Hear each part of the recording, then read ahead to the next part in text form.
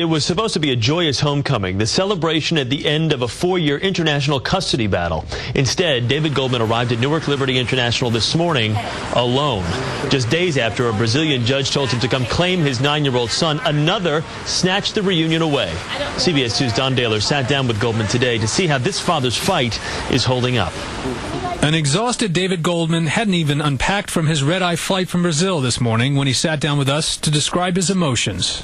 I'm tired, frustrated, almost more determined than ever after being down there again. I think this is the 11th time.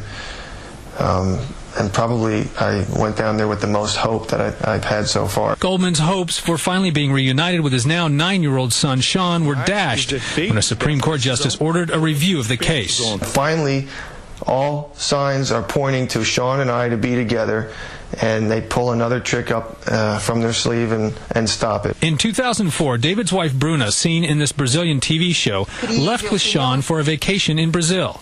I see that moment as clear now as it was yesterday. Love, hugs, kisses to my son, to my wife, to her parents. But shortly afterward, Bruna phoned to notify him their son and she weren't coming back. She soon married this man, João Lindsay Silva.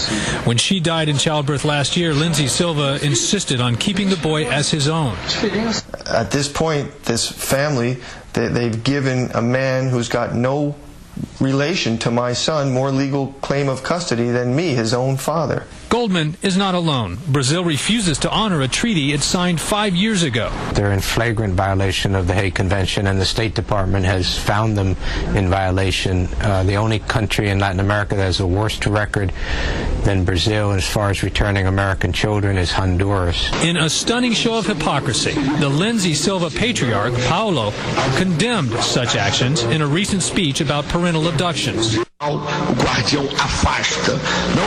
He says in parental alienation, the custodial parent not only estranges the child from physical contact, but also from any chance of emotional connection with the other parent. Every moment that he is there, he's being damaged. Yet even with international law on his side, David Goldman still goes into an empty bedroom, still filled with the toys and clothes of a 4-year-old, and thinks about when he will ever have his son back.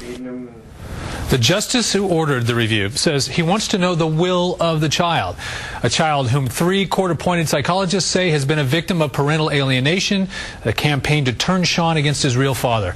Meanwhile, 65 other American children abducted by a parent are being held in Brazil in violation of a treaty that country signed, but which it refuses to honor. Now, they are in violation of this Hague Convention treaty. So the government, the U.S. government, with this case specifically, has already stepped in. But what more can they now do? Because it seems like there's another holdup here. There always seems to be. Representative Chris Smith of New Jersey is proposing a bill in Congress next week that would put economic sanctions on Brazil if they don't give Sean back. And just today, Hillary Clinton, Secretary of State Clinton, said she's disappointed that the justice took this action, and she urged the government of Brazil and the judiciary to return Sean to his father. But as David told me this morning, words of support are great, but they haven't brought his son home. It's a very influential family down there, both legally and politically, too. All right, Don, thank you.